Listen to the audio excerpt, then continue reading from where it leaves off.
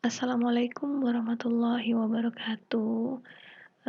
Kembali lagi berjumpa dengan saya pada materi selanjutnya. Mohon maaf beberapa hari ini saya tidak membuat kelanjutan materi yang terakhir karena agak repot. Jadi baru bisa bikin hari ini dan semoga materi selanjutnya ini bisa diikuti oleh teman-teman sekalian ya. Karena menurut informasi perpanjangan work from home dan juga termasuk untuk mahasiswa belajar dari rumah juga itu diperpanjang sampai akhir Ramadan, bahkan sampai setelah Lebaran. Jadi kemungkinan besar materi-materi yang harusnya kita praktekkan pada tatap muka perkuliahan akan saya sajikan saja lewat channel YouTube dan supaya bisa kalian ulangi jika ada yang kurang jelas pada materi tersebut. Oke, saya langsung saja ya. Pada pembahasan kali ini saya akan membahas topik tentang Microsoft Excel. Pertama-tama itu tentang cara pembuatan tabel, selanjutnya menghitung beberapa data angka menggunakan rumus. Ya, sekarang membuat tabel saja dulu ya. Cara membuat tabel itu simpel, sederhana. Yang perlu kalian ketahui adalah pertama, yang urutan A, B, C, D, dan seterusnya itu adalah kolom. Yang nomor 1 sampai seterusnya ke bawah itu adalah baris. Jadi yang ke bawah sini adalah kolom dan yang ke sini adalah baris. Maka ketika saya bilang menambah kolom, kalian harusnya sudah tahu yang mana yang perlu ditambah, dan jika saya mengatakan menambahkan, kalian harus menambahkan baris, maka kalian tahu persis apa yang perlu kalian tambahkan. Nah, pada dasarnya Microsoft Excel ini tampilannya adalah kotak-kotak seperti ini, tetapi kalau kalian print, dia tidak akan berbentuk kotak-kotak. Saya kasih contoh ya. Ini model print preview dari halaman Microsoft Excel tadi. Kalau kita cetak, teks yang saya tulis tadi itu tidak ada kotak-kotaknya ya. Tapi kalau kita mau menimbulkan kotak-kotak border ya, namanya border itu, maka kita perlu memblok beberapa bagian, lalu memilih di settingan home ada bottom borders maksudnya. Nah, di sini ada all border untuk memunculkan border yang sesuai dengan yang mana yang kita blok. Oke, kita lihat ini di sini ada 4 kotak sesuai dengan yang saya blok tadi. Oke, lanjut. Di sini saya akan mencontohkan cara membuat tabel yang benar. Kalau ingin membesar kecilkan tabel, kita hanya perlu menyorong kursor ini, membesarkan lalu mengecilkan seperti ini. Nah, ya, contohnya kita akan membuat tabel tentang jumlah mahasiswa. Di sini nomor, jurusan, program studi,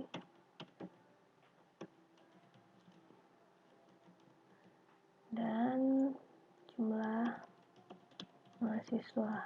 Oke. Ya, ini harus dibesarkan karena tulisan teksnya besar. Ini juga dibesarkan karena tulisan teksnya besar. Ini dikecilkan. Oke. Lanjut. Lalu di sini nomor. Kenapa saya hanya menulis satu dan 2? Karena saya juga ingin mengajarkan kalian cara mempercepat penulisan nomor jika kalian memiliki data yang banyak sekali ya, contohnya punya data 100 sampai urutan ke 100, maka kalian tidak perlu menulis angka 1 sampai 100, hanya dengan menekan 1 dan 2 atau 2 angka terakhir kalau ingin melanjutkan. Lalu 1 dan 2 ini diblok bersamaan, arahkan kursor pada arah bawah kanan sampai muncul tanda plus, lalu klik tahan tarik ke bawah. Nah, andai kata kita punya data 20, maka dia otomatis langsung jadi angka 1 sampai 20. Seperti itu ya, jadi tidak sulit. Kalian kalau menulis angka yang banyak tidak perlu menulis satu persatu. Oke, karena kita hanya akan menulis program studi berjumlah 6 prodi, maka saya hanya akan menarik sampai angka ke-6. Oke. Nah, sekarang menulis nama prodinya. Saya singkat saja ya, seperti di pembahasan sebelumnya pada Microsoft Word. Saya sudah menjelaskan beberapa prodi sesuai dengan jumlahnya, tapi di sini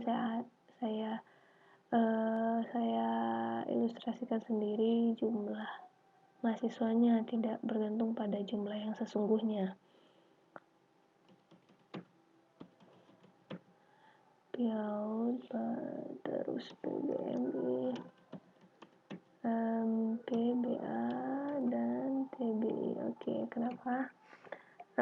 Saya ambil yang tarbiyah saja ya, fakultas tarbiyah, karena cenderung banyak jumlah prodinya dan mahasiswanya. Terus di sini jumlah mahasiswa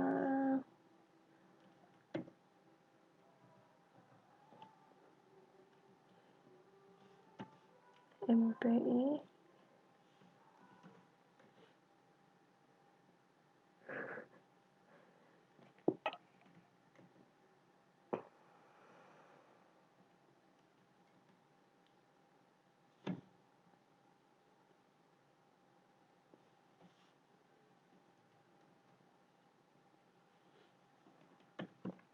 ya, ini saya ngarang aja ya jumlahnya ini. Mohon maaf bagi pihak-pihak terkait, sesungguhnya tidak seperti ini jumlahnya. Lalu kita bikin border. Kenapa saya lebihkan satu, nanti di bawah nanti untuk kolom total ya. Nah, sekarang seperti yang saya pernah jelaskan pada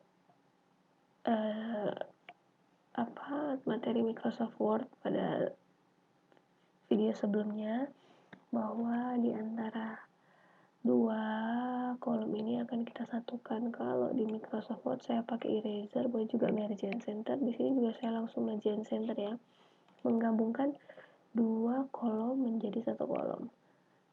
Bisa juga menggabungkan dua baris atau lebih menjadi satu baris. Nah, pertama harus memblok dulu, lalu mengklik merge and center, maka dia akan menjadi satu kolom. Nah, kita rapikan dulu, ini dibikin rata tengah supaya enak dulu ya. Saya besarkan. Sorry, dari tadi tidak saya zoom. Nah, di sini akan menghitung. Nah, bagaimana cara kita menghitung total ini?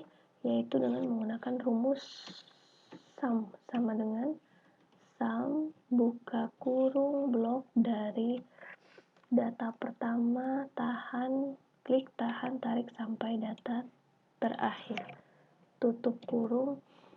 Nah, sebelum di enter, kalian mengerti dulu ya maksud dari D3.2.2D8 itu bukan ditulis manual ya, tetapi kalian klik.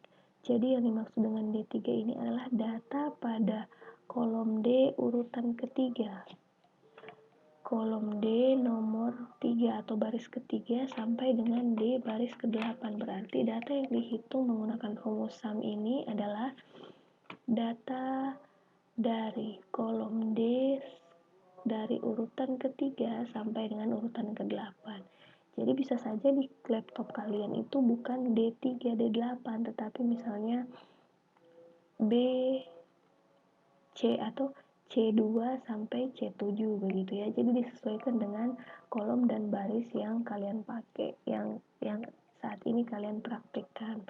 Kalau di saya ini jadinya D3 karena D3 D8 karena saya kebetulan posisinya berada pada kolom D dan baris ketiga sampai baris ke-8 untuk data pertama sampai data ke-6.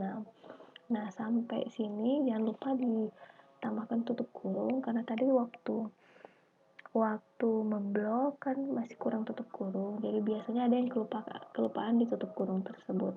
Kalau sudah langsung di enter. Maka totalnya adalah 460. Itu silahkan dicoba dihitung manual kalau kurang percaya supaya kalian tahu lebih jelas. Nah, selain total saya akan mengajarkan cara menghitung total ini. Kalau dalam perhitungannya saya pakai sum saja ya biar lebih gampang karena rumusnya menggunakan rumus sum atau menghitung penjumlahan. Sum min max average, sini average min max. Nah, kita akan menghitung 3 rumus lagi selain sum tadi. Average, min, dan max. Average itu nilai rata-rata, min itu nilai minimal, nilai terkecil, kalau max itu nilai terbesar. Ya, kita merge center dulu, gabungkan supaya lebih rapi. Ini juga terakhir. Di average ini menghitung nilai rata-rata, prosesnya sama, hanya mengubah captionnya ya kalau bahasanya. Jadi sum di sini jadi average. Buka kurung lagi, terus di blok data pertama sampai data ke-8. Jangan sampai kelebihan sini ya, karena ini sudah nilai sum. Jadi kita hanya harusnya memblok sampai data terakhir. Kalau di sini data ke-6 ya. Sorry tadi salah sebut jadi data ke-8. Maksudnya D urutan 8. Tutup kurung lagi dan enter. Maka nilai rata-rata pada nilai-nilai ini, pada jumlah ini adalah 76,66.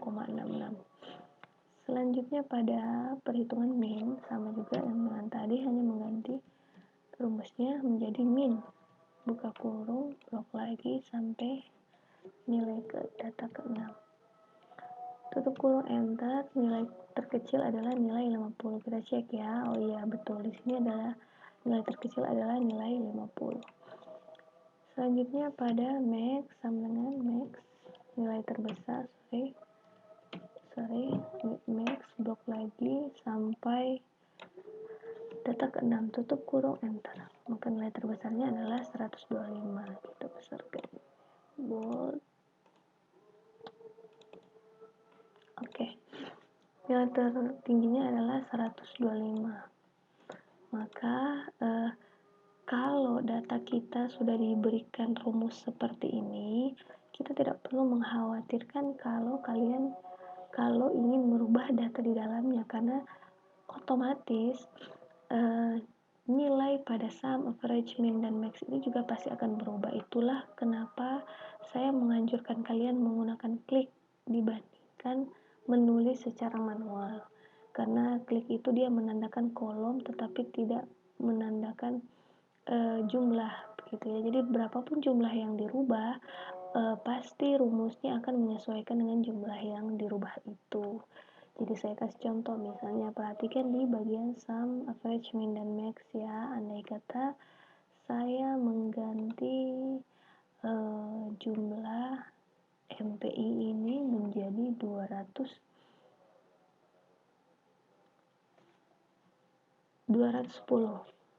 Pasti yang di max ini akan berubah jadi 210, sumnya pasti berubah, average-nya pasti berubah, tetapi min-nya tidak berubah karena min ini menyatakan nilai terkecil. Oke, perhatikan. Nah, betul kan? Jadi sumnya berubah, yang tadinya berapa? 460, sekarang jadi 590. Average-nya jadi 98,33 dan nilai max-nya sesuai dengan data nilai terbesarnya adalah 210 tergantikan dengan yang tadinya 125 karena ini sudah ditambah. Seperti itu ya. Jadi meskipun kalian merubah-rubah isinya, sum, average, min, max yang sudah diterapkan rumus itu tidak itu akan menyesuaikan dengan datanya. Oke.